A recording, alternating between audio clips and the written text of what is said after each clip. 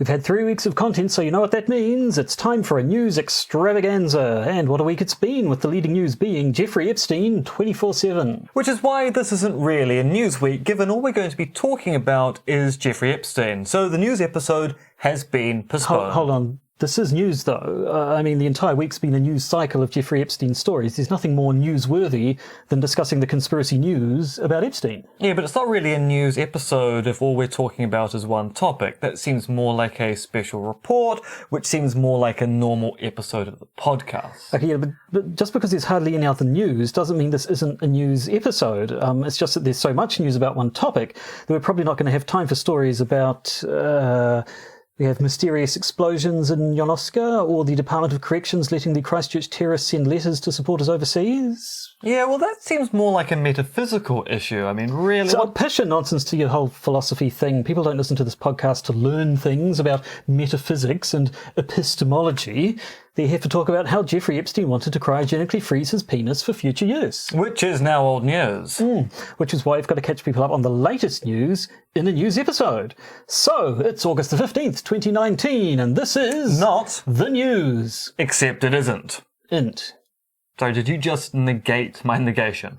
No, yes, maybe. Who knows? Roll the theme.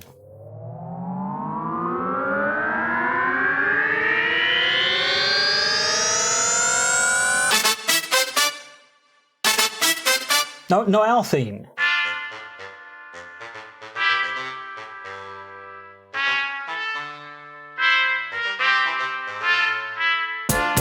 The Podcaster's Guide to the Conspiracy, brought to you today by Josh Addison and Dr. M. Dentith. Hello and welcome to the Podcaster's Guide to the Conspiracy and what may or may not be a news episode. That script was torn from real life. We did basically torn from the pages of history. We are actually in a slight state of disagreement as to whether or not this actually counts as a news episode. Well, actually, I think given that the patron bonus episode is also a news episode, this means this is not a news episode. So I've managed to force your hand by basically not doing a special topic for the patrons, meaning that next week will be the news, which will probably be updates on Jeffrey Epstein, actually, but also other things as well. Fine, you've foiled me with your cunning loopholes. That's why they call me Edwin Foyle. I thought you were going to say someone loophole. I could have made some sort of... Edwin Lupine. Loophole. Foyle. I was going to try and contrive some sort of a vulgar sexual reference around the use of the phrase loophole. But anyway, was not to be. So yes, we're going to be talking about Jeffrey Epstein. Your mum's a loophole. It's getting there. It's getting there. Your mum's my loophole. Yeah, that's better. There we go. That's the sort of smut I was looking for. Good, wholesome smut, not like the sort of smut that Jeffrey Epstein apparently was known for. Yeah, we have to deal with that, aren't we? We are a little bit, yes. Yes, things may get mildly distasteful, but I think we can stick to mostly talking about the most recent events and the conspiracy theories around them. Yes. So I don't think we have any announcements or what have you. No brand spanking new patrons. No, okay. Just this dispute about whether this is a news episode, which I kind of crushed. I'm afraid you actually won that one. I'll have to give you that. So then I suppose we should just get into it, if there's nothing else. We should. That reminded me of communion wine for a moment there. How so? Given it's whiskey, and communion wine is usually red wine, it's the port finish on the whiskey. Reminding me of sacraments. I was going to say, sacraments. Either you have slightly odd taste buds or you went to a slightly odd church. Both. Could be both. Let's talk about Jeffrey Epstein.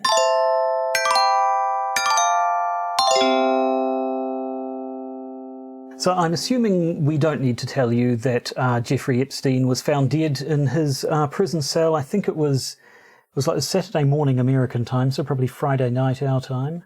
Yes.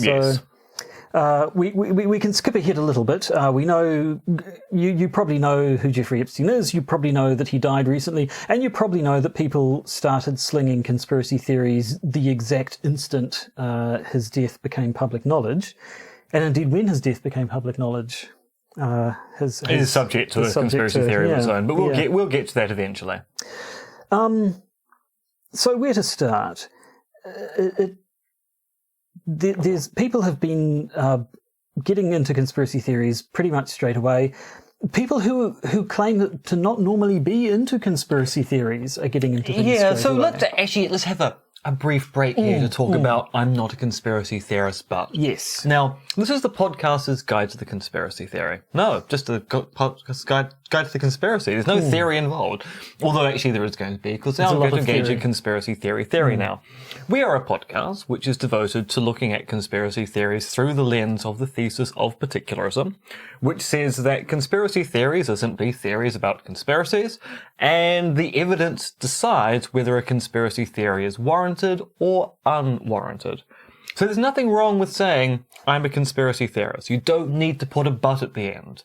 If you're going to then justify your belief in a conspiracy theory, you need to provide arguments and evidence for that particular conspiracy theory. But there's nothing prima facie wrong with being a conspiracy theorist. Now, this is confronting to a lot of people at the moment, because a lot of people want to believe a conspiracy theory about the death of Jeffrey Epstein, but are embarrassed to express it because of the embarrassment from the I'm not a conspiracy theorist but style of locution. Now, I think it's reasonable to at least be suspicious about Jeffrey Epstein's death, even if it turns out I don't think his death is particularly suspicious myself. Because Jeffrey Epstein was a famous individual who was famous for having rich and powerful friends. He was a famous individual because he engaged in a rather interesting elite activity, pedophilia and child trafficking, and he seems to have had a prior suicide attempt, which some people think was an attack upon his life in prison. So all of these factors are the kind of thing that go, his death is the kind of thing which, at least prima facie, looks really unusual and ought to be explained.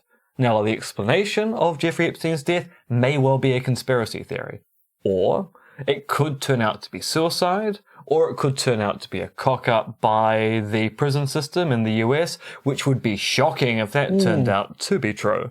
But his death is suspicious, it needs explanation, explanations are being proffered. The job of people like ourselves, and I'm including our audience here, is to work through the evidence to work out what is the best thing to believe. So there's nothing wrong about suspecting that maybe there's a conspiracy here, as long as you can provide evidence for that claim. And we're going to try to provide some evidence for and against the conspiracy theory over the course of this episode. I think we are, yes.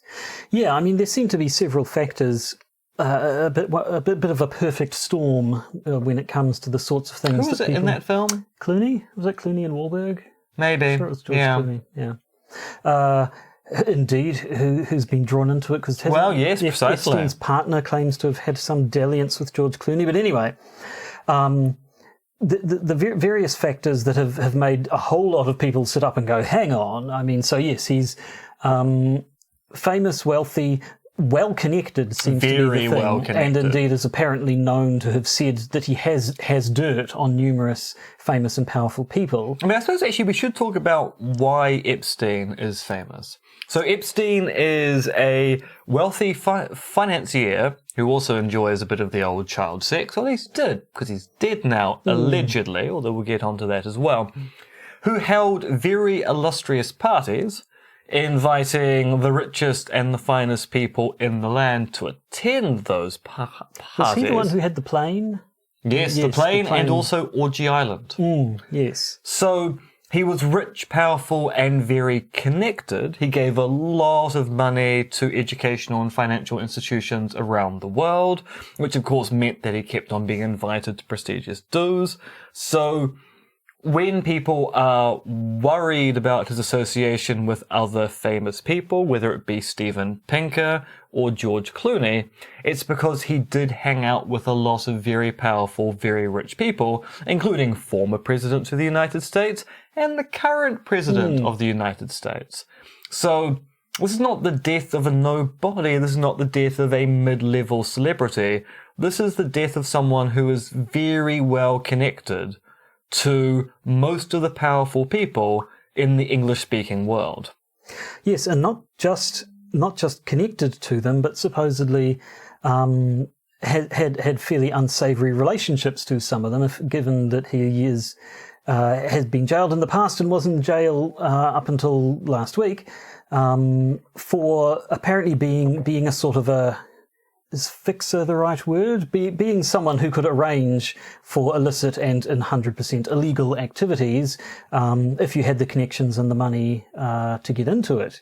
And that, of course, then gives him large amounts of dirt on anyone who did avail themselves of his services. Basically perfect blackmail material. So it's not just that he was a notable and well-connected figure. He is a notable and well-connected figure who certain other notable and well-connected figures would probably be quite happy if he were to disappear. Say, like the recently retired Prince Andrew, yes, who retired from public life as of today, and was heavily implicated in the Jeffrey Epstein scandal. And so at the moment, given that Trump is the current president, there's been lots of stories about the relationship between Epstein and Trump, lots of videos of them at parties and the stories about including them, some very awkward dancing. Them Epstein arranging parties that appeared to have only he and Trump and a whole bunch of young models at them, and so on and so forth. But yes, I mean Bill Clinton was famously rode that plane. Rode the plane, yep. So it's from all sides of the political spectrum, I suppose. Although, if we're talking about Americans, they're all pretty much fairly righty anyway, aren't they? It's true. So, yes, even the Democrats are a right-wing party compared to our polity. By international standards, yes. Yeah. So yeah, I mean that's kind of count one. He's a notable figure. So anytime a notable figure dies suddenly or possibly mysteriously, people want an explanation. But not only that, he's a notable figure who could be considered a liability to certain other very powerful people. Yep.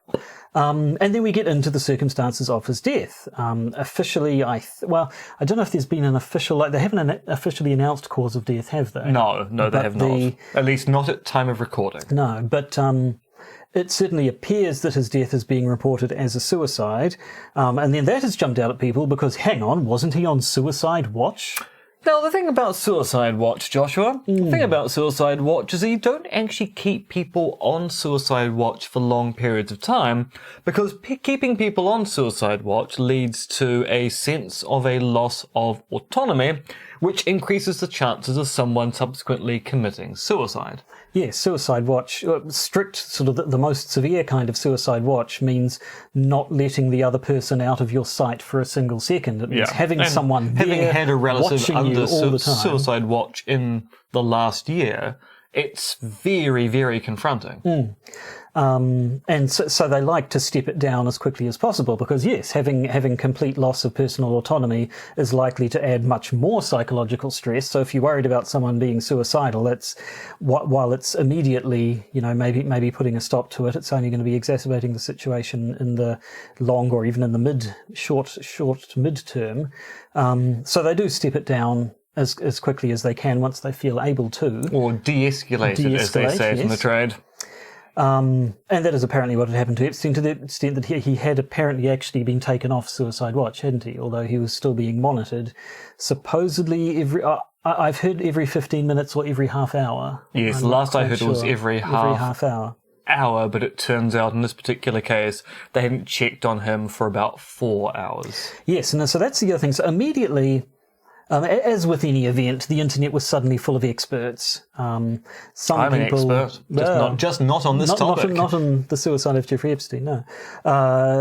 So you had people immediately claiming that there was absolutely no way it could have been suicide because he was in this maximum security prison they had. Who else was there? El Chapo. They've had other sort of fairly high-profile prisoners there. It's sort of the best of the best. They don't make mistakes. They know what they're doing. He would have been under all this guard and so on. It would have been completely impossible for him to commit suicide. Then you get other people saying, well, actually, no, it was perfectly possible for him to have committed suicide because this is what actually happens and so on and so forth.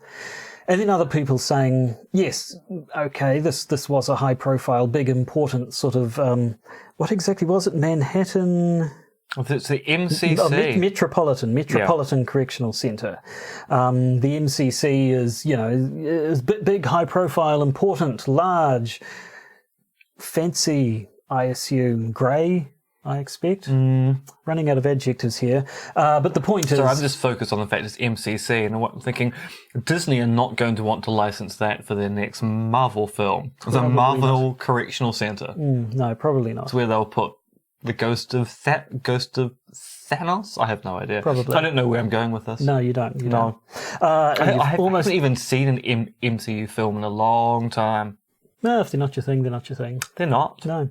What was I saying? No, yes, so because the MCC was apparently such a well-known institution, people have said that no, it's you couldn't commit suicide there, but then other people have said, well, actually, you're basing it on sort of the movie version, the Law and Order Dick Wolf version of the legal system, or the as opposed to the system. chronically underfunded American system of prisons, which are not good at the best of times, but are particularly bad when they're not well funded. Yes, so immediately talk came out that the prison was understaffed, the staff there were overworked, and therefore had been cutting corners, and so supposedly the stories are now out that surveillance footage shows that the guards hadn't checked on him at the half-hour schedule and had simply falsified the log records to say that they had. And in fact, it had been a couple of hours since he was last checked on before he was found. So certainly he had the time to have taken his own life if he wanted to. But Josh, the killers also had the time to do what they were doing without being inspected or surveilled. Well, that's the other thing, yes. I mean, it does kind of go both ways. Let's talk about the prior suicide attempt. Yeah, because that seems one of the things people have leaned on, yeah. So, Jeffrey Epstein, several weeks ago, is said to have attempted suicide. So he was found in his cell unconscious with wounds around the neck, which might have been an attempt at strangulation or may have been evidence of an assault. Various news reports claim that Epstein claimed to have been assaulted. Other news reports say no, authorities are investigating it to see whether it is an assault because Epstein claimed to not remember what happened at the time. I believe it's still an open question as to exactly what occurred. And last I heard, it hadn't been confirmed whether or not he actually had a cellmate at the time either. So yeah, that one's still a little bit up in the air.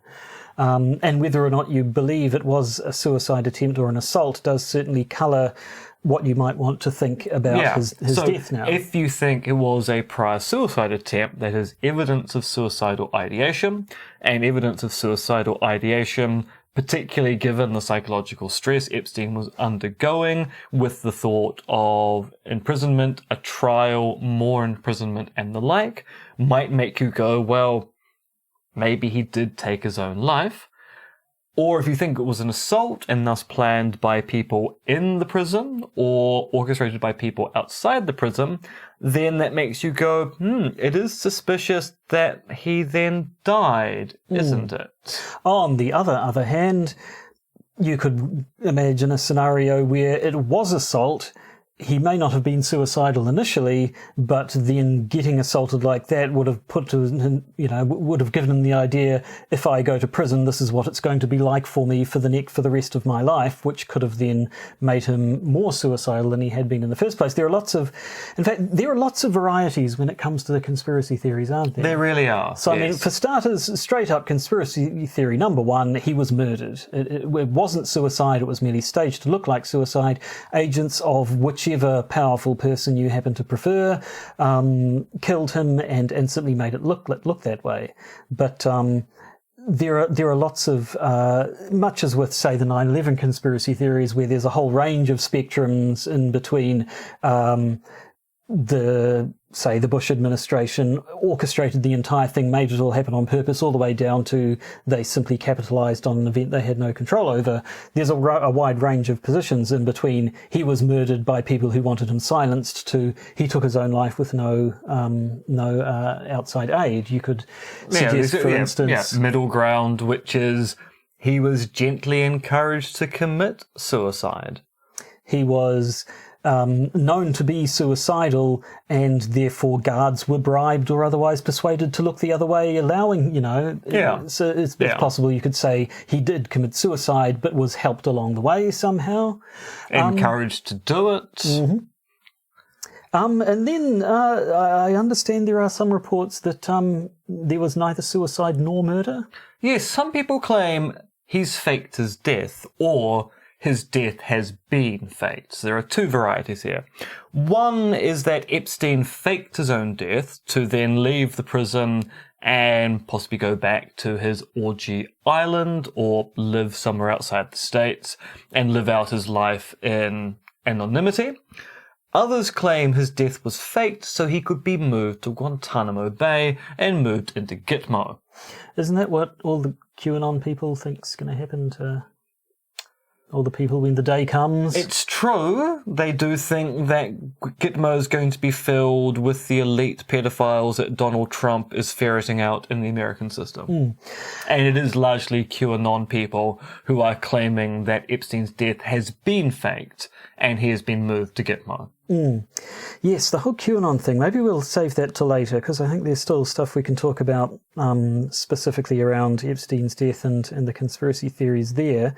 One interest, another little wrinkle, was that apparently his death was mentioned on 4chan a good half hour, 40 minutes before it started showing up on news networks. Now, some people have taken... Now, 4chan is where your alt-righty, nutty, QAnon-y people hang out a little bit. It's not quite sometimes. as bad as 8chan, but still. Not as bad as 8chan, no. So maybe, where your conspiracy theorists go... Is that a deal? Is that a big deal, or is that simply the speed of the internet these days? How, especially, it turned out that this was correct, but if word had got out, rumours travel much faster than even news agencies. Yes, I mean, I always think of what happened when Osama bin Laden's death was announced by the White House. So there was an announcement there was going to be a White House press briefing on the day. People on Twitter were going, I wonder what's that about. They then trawled through news reports, rumours coming out of military bases and the like, and they very quickly centred on the notion it was going to be an announcement about the death of Osama bin Laden about 45 minutes before the White House press briefing occurred. And it turns out that, yes, there are people online who are paying attention to a whole bunch of rumours and to kind of underground news networks who are able to get the jump on the conventional news. So, no, there's nothing particularly unusual about a commenter on 4chan who might have special access to someone making that particular announcement. It doesn't necessarily show premeditation or knowledge of a plot. It simply means that someone in the chain of information has slipped up, and someone on the internet has got hold of that slip up and publicised it before it was meant to be announced to the world. Yes, I mean, apparently the guards and their supervisor were immediately sort of put on leave or what have you, so who knows? I mean, all it requires is one person to go, Jesus, you'll never believe what happened today. To text their partner or to text a friend going, oh my God, Jeffrey Epstein is dead. I'm in for such that, shit. And that person to then go, I'm going to tell all my friends, and then someone to go on 4chan, I've just heard that. Which is, seems to have been what happened. So, other issues around this. Motive seems to be one of the key factors behind the conspiracy theories. There were people who had motive to get Jeffrey Epstein to be quiet forever. But what actual effect will his death have on the case? That's a good question, because there are a lot of folk lawyers out there who are making all sorts of claims about what this means. Some people are saying the case is now closed because Epstein is dead and there's no one to prosecute.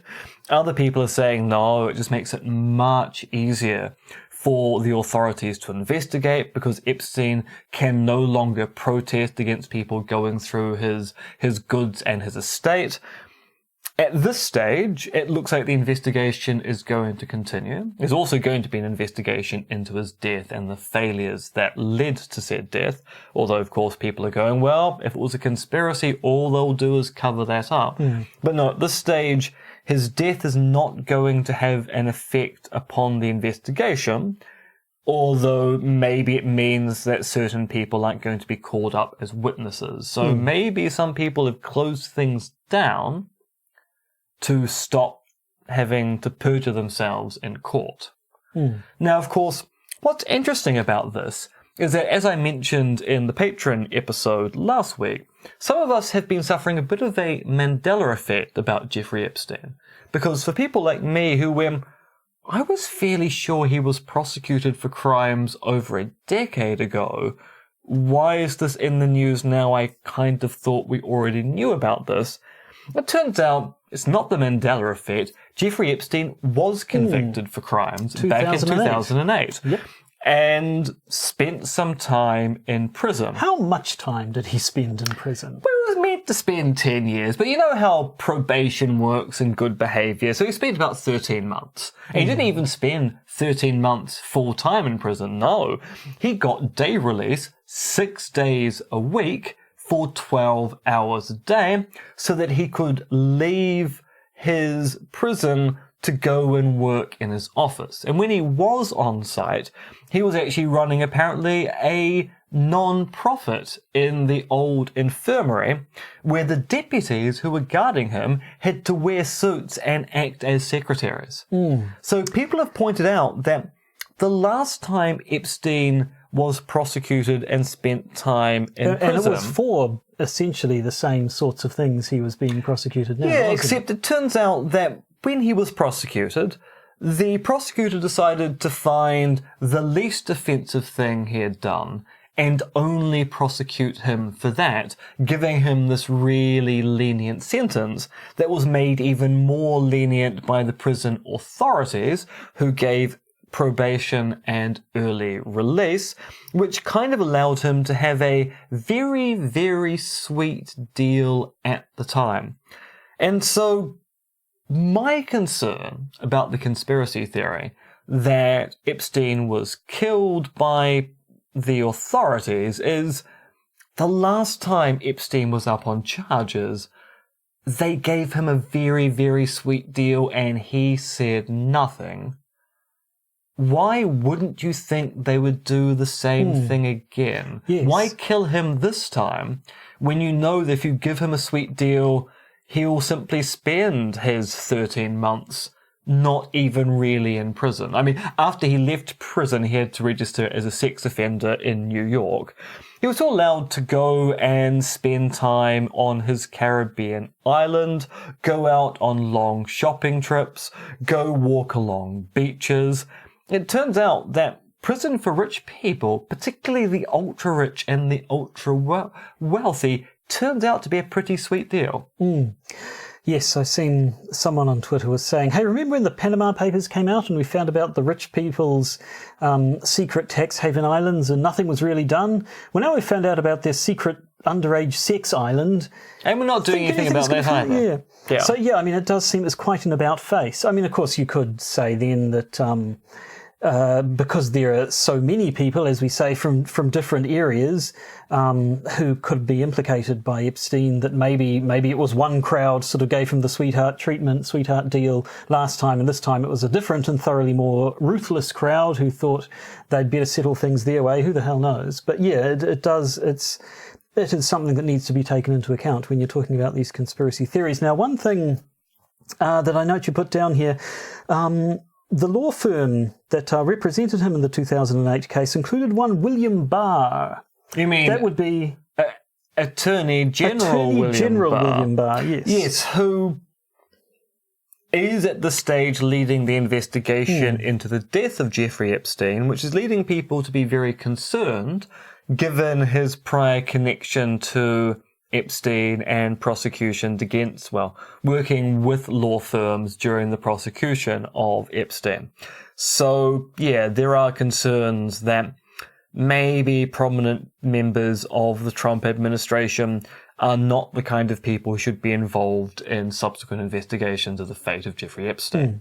Yes, I mean, Barr has apparently said federal prosecutors' investigation into those who might have facilitated Epstein's alleged sex abuse of minors will continue even if Epstein himself can no longer be prosecuted. But yes, people have sort of given him the old side eye. They sure have. Given how things turned out last time.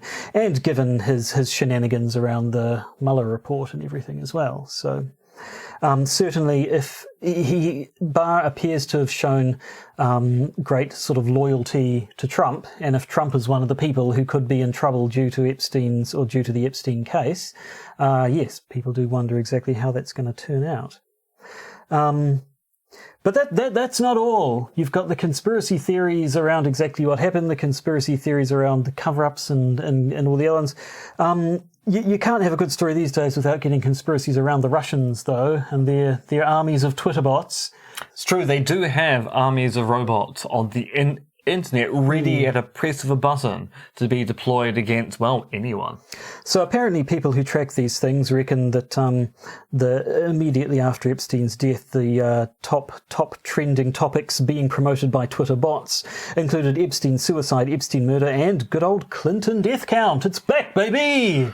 Yeah, and classic. even being retweeted by PR hacks in this country like Matthew Hooton. Well, was he going specifically Clinton death count? He was, Oh, yeah. dear. And I can't quite tell whether it was satire or seriousness, and if it was satire, it wasn't even very good satire. No.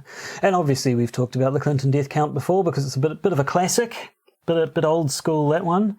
And I think most people who actually look at, I mean, first of all, the supposed list of people who the Clintons have had killed is fairly amorphous, and it's hard to get a quote unquote official list. But Only the Clinton Foundation would provide it. Yeah. But what lists there have been seem to be very tenuous in terms of this person was known to the Clintons, and it's sometimes to the extent that it even goes to this person knew this person who we thought was killed by the Clintons, so they sort of, it gets points removed, and a lot of these supposedly suspicious deaths don't appear to have anything suspicious to them, and so on. And it flared up briefly with the whole Seth Rich thing, which we've talked about plenty, and now Jeffrey Epstein, although Epstein seems to have associations with both the Democrats and the Republicans, so why the Clintons as the people behind it, I don't know. Well, they're not actually in power at the moment. No, yes, but people hate them on the right anyway. They do. So I think that's... They do. I don't think we need to look too far for a motive there. So there are numerous angles. I think another interesting one, though, is the whole sort of that we talked about a bit at the beginning, the mainstreaming a little bit of conspiracy theories. This case, more than many others in recent times, appears to be the one that's getting people saying, I'm not a conspiracy theorist, but this seems to be the example that has lots of people saying, well, you know, actually... Yeah, so this is a lot like what happened with the death of UN Weapons Inspector David Kelly around the time of the invasion of Iraq, where he apparently walked out into the woods and committed suicide, having said he had information disastrous to the UK's claim that there were reasons to suspect there were weapons of mass destruction in Iraq. And at that time, going back to 2003, people are going, yeah, I'm not a conspiracy theorist, but this is a bit weird. And we're getting the same thing here, which is leading to some people being really, really irate that people are discussing conspiracy theories openly. And then I think there's a little bit of, no, I'm the qualified expert, I only get to talk about conspiracy theories, you don't get to talk about conspiracy theories style reactions. But yes, it is kind of mainstreaming conspiracy theories in the same respect that when the dirty politics saga occurred here, and John Key tried to go, well, it's just Nicky Hager, he's one of those conspiracy theorists, and the public response was, well, that might be true, but what about this story?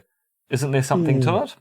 Has anybody got in touch with you about the Epstein business? No, not at all. Not at all. Apparently I'm not in his address book, so no one's calling me. Because, I mean, for our international listeners, Em has been something of a spokesperson at times. When a conspiracy issue has come up and someone wants a soundbite, I have been asked to provide that bite it has happened in the sound past, form. but not this time. So we're approaching the end of our time limit, I think. But so we should have pizza. We should have pizza from a gate. Ping pong for the gate and the. But yeah, so basically we mentioned QAnon at the beginning, and I said we'd have to come back to them. So we really do, because obviously conspiracy theories, leaving all the ones we talked about aside, this all started because of a conspiracy. The Epstein is up on conspiracy, or was up on conspiracy charges. He was part of a conspiracy to engage in illegal acts involving underage sex and the sex trafficking of underage people. That's a proper conspiracy, no doubt about that.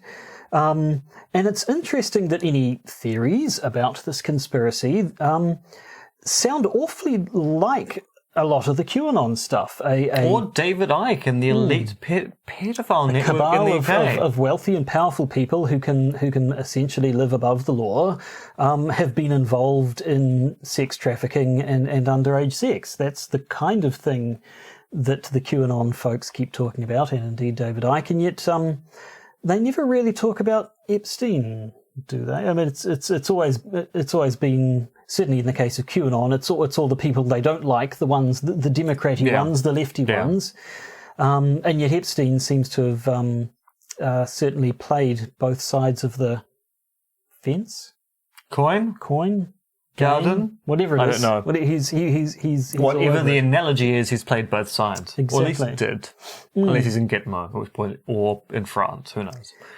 Yeah, there's something really interesting here. So it's been a long-standing kind of rumor about political elites, and going all the way back to the ancient Romans, and probably even further. I just happen to know about the Roman example of political elites engaging in child sex. So the Emperor Tiberius was famously accused by patrician writers after his death of having sex with young boys, swimming with the minnows. The minnows were these young boys who would swim between his legs and suck him off. You should read Suetonius' The 12 Caesars. It's very titillating. So there's been these long-standing rumours about elite pedophile networks. People used to make the same claim about Helen Clark in this country, that not only was she a secret lesbian running the country, but she was facilitating Labour Party sex camps where people would have sex with young children, etc., etc. It turns out that there are elite pedophiles who have been operating at the highest echelons of society. Jimmy Savile in the UK, Jeffrey Epstein in America. And associates. And we have this kind of weird thing. Are Icke and the QAnon people with their Pizzagates, were they on to something? Or is it largely a coincidence that this has been this long-standing rumour of elite pedophiles in our society operating behind the scenes, and it turns out in this particular case there really are. And of course this kind of can be unpacked in a variety of different ways, in that it's possible that everybody who was rich and powerful knew about Savile in the UK and Epstein in America. Because it seems, at least in Epstein's case, he was also running a very effective blackmail technique of luring people into having sex with minors and then going, it's fine, look, I won't say anything about it. You loan me some money or invest some money in one of my schemes, which we'll keep offshore, and I'll never, ever talk about it. And so it's quite possible this was a known secret, as it kept secret from the public, but known amongst members who were involved in Epstein. But of course, because they had been blackmailed, and the shame of being caught out for what they did meant they would never talk about it. So maybe it was a largely known thing, a lot like the rumours about R. Kelly in the music industry. Yes, which we've talked about more than once, and recently as well, I think. In a patron bonus episode. I mean, that's... Well, R. Kelly, people have been making references to his predilection for underage women for decades, since the 90s, I'm sure. Yeah.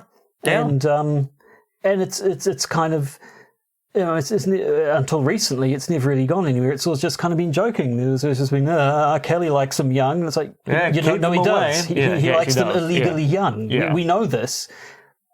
And it's taken forever for anything to happen there. So people about her, Jeffrey Epstein is less of a celebrity than R. Kelly, certainly. Yeah. So in that situation where lots of people know, but people have a vested interest in keeping it secret, maybe there are people like David Icke who have some connection to the rich and the powerful, given previous work as a BBC sports journalist, etc., and people within the Q community who hang out with other people with rich and powerful friends.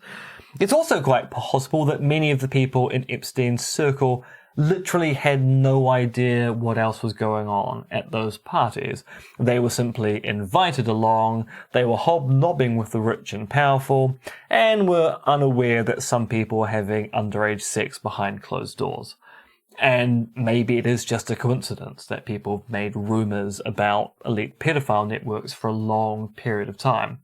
But no matter whether it's a coincidence or people knowing things, people like your David Ickes and your people who believe in the Pizzagate conspiracy theory, or promoters of it, like Mike Cernovich on Twitter, are using what's happened here to go, look, we were right the entire time. If we're right about this, we must be right about the other stuff too.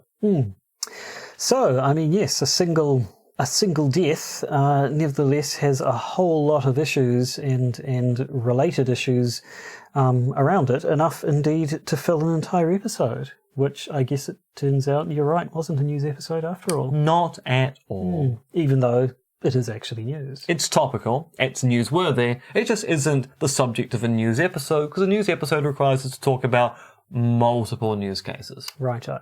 So I guess that's what we're going to do next week then.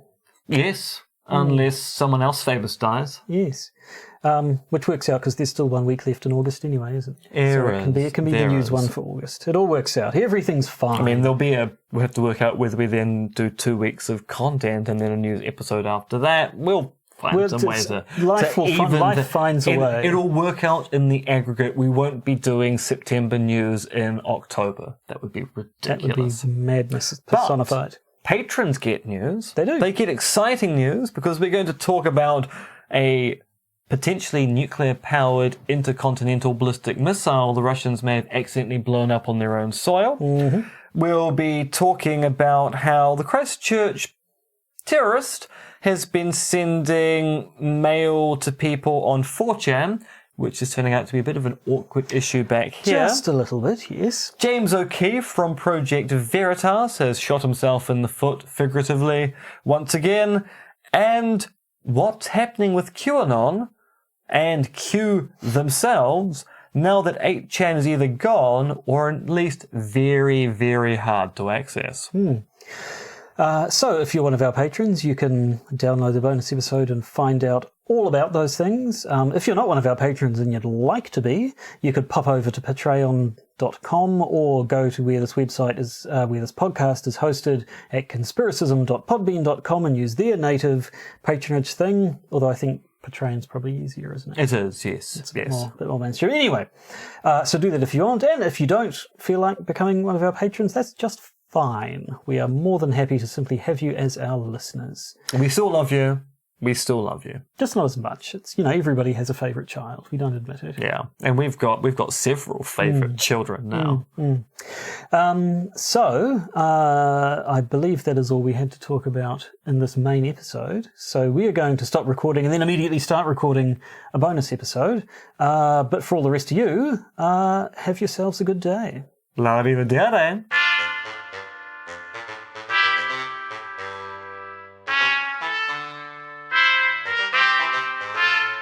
You've been listening to the Podcaster's Guide to the Conspiracy, starring Josh Addison and Dr. M.R.X. Denton, which is written, researched, recorded, and produced by Josh and M.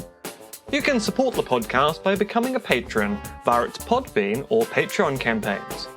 And if you need to get in contact with either Josh or M, you can email them at podcastconspiracy@gmail.com or check their Twitter accounts, Monkey Fluids and Conspiracism.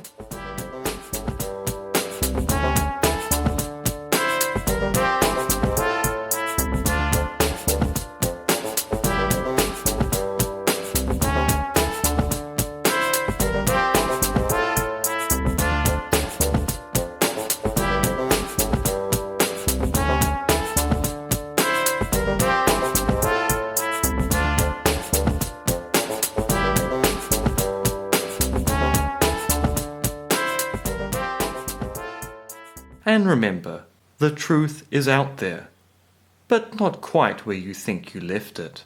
You know, the one thing that we didn't actually resolve, what did happen to Jeffrey Epstein's penis? Yes, he had said he wanted his head and penis removed after his death and cryogenically frozen.